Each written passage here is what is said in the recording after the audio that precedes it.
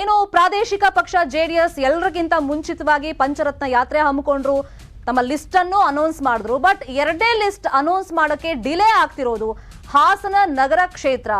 ಈಗ ಇವತ್ತೇ ಘೋಷಣೆ ಆಗುತ್ತಾ? ಕೊಟ್ಬಿಟ್ಟಿದ್ದಾರೆ ಮಾತು ಕುಮಾರಸ್ವಾಮಿ ಅವರು, ಇವತ್ತೇ ಪಟ್ಟಿ ರಿಲೀಸ್ ಮಾಡ್ತೀನಿ ಅಂತ. ಅದರಂತೆ ಇವತ್ತೇ ಪಟ್ಟಿ ರಿಲೀಸ್ ಆಗುತ್ತಾ? ಹಂಗ್ ನೋಡಕ್ ಹೋದ್ರೆ ನಾಲ್ಕು ಸಲ ಪೋಸ್ಟ್ಪೋನ್ ಆಗ್ತಾ ಬಂದಿದೆ.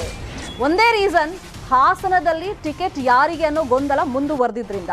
ಈಗ ದೇವೇಗೌಡರು ಹಾಗೇನೆ ಕುಮಾರಸ್ವಾಮಿ ನಿರ್ಧಾರ ಮಾಡ್ತಾರೆ ಅಂತ ಹೇಳಿ Revanna from the day one ಈ ಗೊಂದಲ ಸ್ಟಾರ್ಟ್ ಆಯ್ತಲ್ಲ, ಅವಾಗಿಂದ ಹೇಳ್ಕೊಂಡ್ ಬಂದ್ರು ಕೂಡ ಈಗ ಆ ಲಿಸ್ಟ್ ನಲ್ಲಿ ಹಾಸನ ನಗರ ಆ ಕ್ಷೇತ್ರದ ಮುಂದೆ ಯಾರ ಹೆಸರಿರುತ್ತೆ, ಡಿಸಿಷನ್ ಆಗಿರುತ್ತಲ್ಲ, ಅದಕ್ಕೆ ತಲೆ ಬಾಗ್ತಾರ ರೇವಣ್ಣ ಮತ್ತೆ ಅವ್ರ ಫ್ಯಾಮಿಲಿ ಅನ್ನೋದನ್ನ ನೋಡ್ಬೇಕಾಗತ್ತೆ. ಒಂದ್ ಕಡೆ ರೇವಣ್ಣ ಫ್ಯಾಮಿಲಿ ಬಹಳ ಪ್ರತಿಷ್ಠೆಯಾಗಿದ್ದನ್ನು ತಗೊಂಡ್ಬಿಟ್ಟಿದೆ. ಇನ್ನೊಂದ್ ಕಡೆ ನೋಡೋದಾದ್ರೆ ಈಗ ಕುಮಾರಸ್ವಾಮಿ ಅವರಿಗೆ ಸಾಮಾನ್ಯ ಕಾರ್ಯಕರ್ತನಿಗೆ ಜೆಡಿಎಸ್ ಟಿಕೆಟ್ ಅಂತ ಹೇಳಿರೋದ್ರಿಂದ ಕೊಟ್ಟ ಮಾತನ್ನ ಉಳಿಸ್ಕೊಳ್ಬೇಕಲ್ಲ, ಅಂತಹ ಅನಿವಾರ್ಯ ಪರಿಸ್ಥಿತಿ ಎದುರಾಗ್ಬಿಟ್ಟಿದೆ. ಇಲ್ಲಿ ಮುನಿಸನ್ನ ವ್ಯಕ್ತಪಡಿಸಿದ್ದಾಗಿದೆ ಭವಾನಿ ರೇವಣ್ಣ ಅವರು.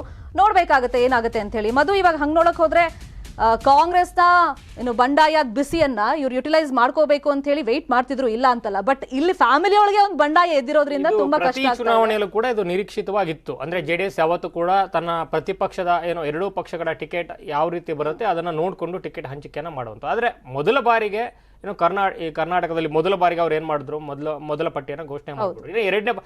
ಮೊದಲ ಪಟ್ಟಿ ಘೋಷಣೆ ಮಾಡಿದ್ದಕ್ಕೂ ಎರಡನೇ ಪಟ್ಟಿಗೂ ಅಂತರ ಎಷ್ಟು ದೊಡ್ಡದಿದೆ ಅಂದ್ರೆ ಅದ್ರ ಮಧ್ಯೆ ತುಂಬಾ ನೀರು ಹರಿದಿದೆ. ಆ ಎರಡು ಪಟ್ಟಿ ರಿಲೀಸ್ ಆಗೋಗ್ಬಿಡ್ತು ಕಾಂಗ್ರೆಸ್. ಎಕ್ಸಾಕ್ಟ್ಲಿ ನೋಡಿ, ಅದ್ರ ಮಧ್ಯ ಒಂದೇ ಒಂದು ಕ್ಷೇತ್ರದಿಂದ ಎಷ್ಟೆಲ್ಲ ರಿಫ್ಲೆಕ್ಟ್ ಆಗ್ತಿದೆ ಅಂತ ಅನಿಸ್ತಾ ಇದ್ರು ಕೂಡ ಅದ್ರ ಹೊರತಾಗಿ ಕೂಡ ಕೆಲವು ಕಡೆ ಈಗ ನೋಡಿ ದೇವರಾಜು ಆಪರೇಟ್ ಮಾಡ್ಬಿಟ್ರು KR-ಪೇಟೆನಲ್ಲಿ.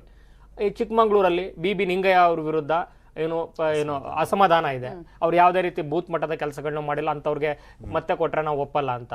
ಒಂದು ಸ್ವಪಕ್ಷದೊಳಗಡೆ ಇರುವಂತ ಒಂದು ಚಿಕ್ಕ ಪುಟ್ಟ ಅಸಮಾಧಾನಗಳು ಮಂಡ್ಯ, ಮೈಸೂರು ಮತ್ತು ರಾಮನಗರದಲ್ಲಿ ಇವ್ರದೇ ಹೋಲ್ಡ್ ಇದೆ, ಅದು ಬೇರೆ ಪ್ರಶ್ನೆ. ಹಾಸನದಲ್ಲಿ ಆಗಿರುವಂಥ ದೊಡ್ಡ ತಲೆನೋವು, ಯಾಕಂದ್ರೆ ಹಾಸನದಲ್ಲಿ ಅದೊಂದು ಕ್ಷೇತ್ರಕ್ಕೆ ಅಷ್ಟೇ ಸೀಮಿತ ಅಲ್ಲ, ಅಲ್ಲಿ ಯಾರಿಗೆ ಟಿಕೆಟ್ ಅನ್ನೋದ್ರ ಮೇಲೆ ಅಕ್ಕಪಕ್ಕದ 2-3 ಕ್ಷೇತ್ರಗಳ ಮೇಲೆ ಅದರ ನೇರ ಪರಿಣಾಮ ಇದೆ.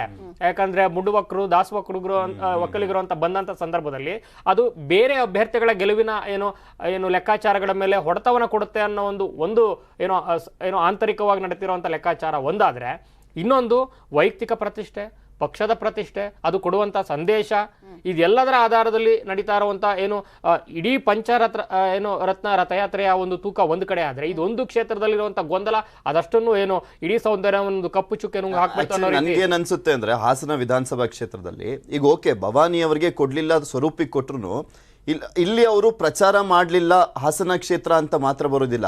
ಏನಾದರೂ ಮುನಿಸ್ಕೊಂಡ್ಬಿಟ್ರೆ ರೇವಣ್ಣ ಅವ್ರ ಫ್ಯಾಮಿಲಿ, ಒಬ್ರು ಸ್ಥಳೀಯ ಸಂಸದರು, ಇನ್ನೊಬ್ರು ಸ್ಥಳೀಯವಾಗಿ ಆಯ್ಕೆ ಆಗಿರುವಂತವ್ರು ಸ್ಥಳೀಯ ಜನಪ್ರತಿನಿಧಿಗಳಿಂದ, ಇನ್ನ ಭವಾನಿ ರೇವಣ್ಣ, ಇವ್ರು 7 ಕ್ಷೇತ್ರದಲ್ಲೂ ಸುತ್ತದೇ ಹೋದ್ರೆ ಅಂದ್ರೆ ಅಲ್ಲಿ ಸ್ಟಾರ್ ಪ್ರಚಾರಕ ರೇವಣ್ಣನೇ. ಹಾಸನ ಕ್ಷೇತ್ರದಲ್ಲಿ ಓಡಾಡ್ಲಿಲ್ಲ ಅಂದ್ರೆ ಇದೊಂದು ಕ್ಷೇತ್ರದ ಜೊತೆಗೆ 7 ಕ್ಷೇತ್ರದ ಮೇಲೂ ಕೂಡ ಪರಿಣಾಮ ಬೀರುತ್ತೆ ಅನ್ನುವಂತ ಆತಂಕ ಇದೆ. ತುಂಬಾ ಟ್ರಿಕಿ ಸಿಚುಯೇಷನ್ ಇದೆ. ಎಸ್, ಅದ್ರ ಜೊತೆಗೆ ಇನ್ನೊಂದು ಆಪ್ಷನ್ ಅಂದ್ರೆ ಏನ್ ಕಾಯ್ತಾ ಇದ್ದಾರೆ ಅವರು ಅಂದ್ರೆ ಈ ಕಾಂಗ್ರೆಸ್ ನಲ್ಲಿ ತುಂಬಾ ಅಭ್ಯರ್ಥಿಗಳಿದ್ರು.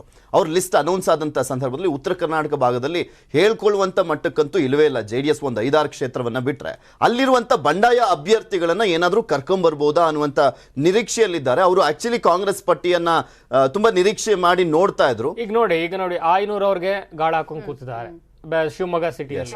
ಆ ರೀತಿ ತುಂಬಾ ಕ್ಷೇತ್ರಗಳಲ್ಲಿ ಯಾರಾದ್ರೂ ಸಿಗ್ತಾರಾ ಅನ್ನುವಂತ ಒಂದು ನಿರೀಕ್ಷೆ ಖಂಡಿತ JDS. ರಾಜಾಜಿನಗರದಲ್ಲಿ ಭವ್ಯ ನರಸಿಂಹಮೂರ್ತಿ ಅವ್ರಿಗೆ ಈಗಲೂ ಕೂಡ ಪ್ರಯತ್ನ ನಡೀತಾ ಇದೆ ಅನ್ನುವಂತ ಮಾತುಗಳಿದೆ. ಸೊ ಈ ತರ ಒಂದು ನಿರೀಕ್ಷೆಯ ಲೆಕ್ಕಾಚಾರದಲ್ಲಿ ಎರಡನೇ ಪಟ್ಟಿ ಕಾದಿದೆ.